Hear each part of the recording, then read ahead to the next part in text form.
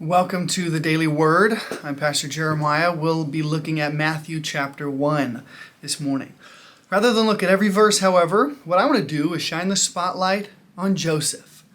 I want to show you the model of true righteousness, or you could say the character of true righteousness. And we're going to get that by looking at Joseph. And in fact, if you look at verse 19, Joseph is described as being a just man. Some versions call that a righteous man. And the idea is that Joseph was morally upright in the eyes of the law and in the eyes of God. He obeyed the Mosaic law. So he's what you would call a true God-fearer and one who obeyed. And we'll see Joseph's obedience, or really his righteousness, manifested in a few ways. First, we're going to see his righteousness manifested in his mercy. Look at verse 19. And her husband Joseph, being a just man and unwilling to put her to shame, resolved to divorce her quietly. Well, that shows us one of the features of righteousness is mercy. Joseph was unwilling to put her to shame. And he could have, because betrothal, and Joseph and Mary were betrothed to be married. In Jewish custom, that was legally binding. So for Mary to have apparently violated that through adultery was severe. And in fact, Joseph could legally have had her stoned to death. Deuteronomy 22, 13 to 21, 13 to 21 says that if he wanted to have her stoned to death, he could have. But he was a just and righteous man. And that indicated, or rather that reflected and was manifested in his mercy. And he was unwilling to put her to public shame. Instead, at the end of verse 19, it says, he resolved to divorce her quietly. Now this highlights another aspect of his righteousness, namely his compassion.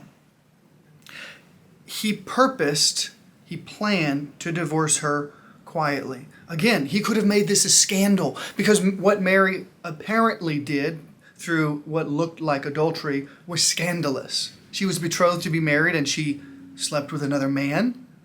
Well, of course, we know that she didn't actually. It was by the Holy Spirit. But Joseph didn't know that yet. And so even though his heart was no doubt broken by Mary's apparent deception and betrayal, yet he purposed to divorce her quietly.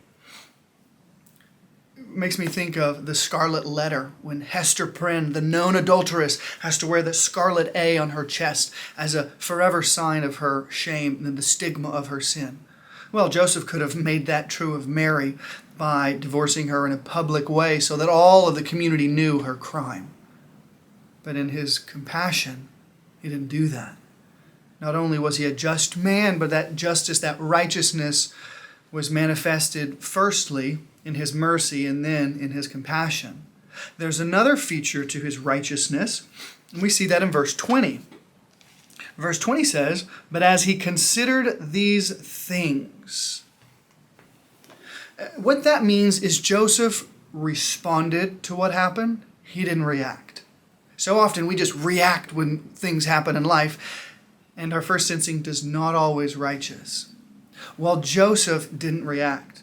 He responded by thinking, by considering, by taking stock of the situation, by processing what had happened. And remember, at this time in the story, the angel had not yet told him that Mary was guiltless in this instance.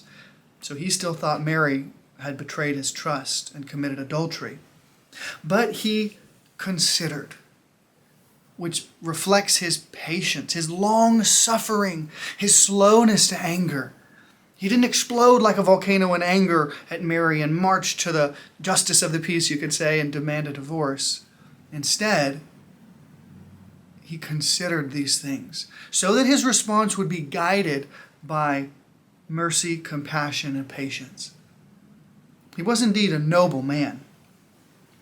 And I think if we were often more like Joseph, if we paused to consider before reacting, if we responded rather than reacting, we would spare ourselves much conflict and pain. Well, there's another element of Joseph's righteousness that I think we need to see in this passage, and that comes in verse 24. So jump with me to verse 24.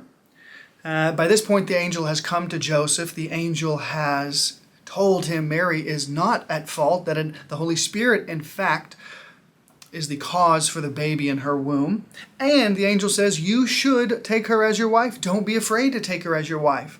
This thing is of God, the angel says. And then listen to verse 24. When Joseph woke from sleep, because this angel visited him in a dream, when Joseph woke from sleep, he did as the angel of the Lord commanded him. He took his wife. Now what we have here is a final manifestation of his righteousness. We see eager obedience as a key element of a truly righteous person. Joseph complied immediately.